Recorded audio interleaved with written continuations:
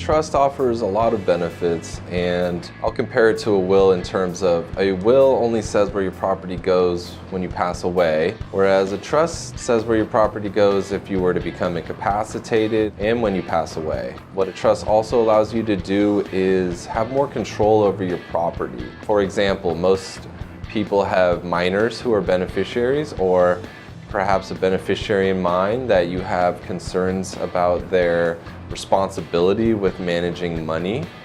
Trusts are much easier to control how your assets will be distributed to given individuals.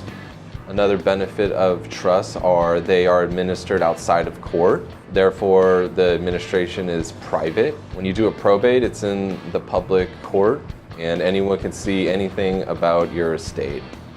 Another thing is that trusts are much cheaper to administer.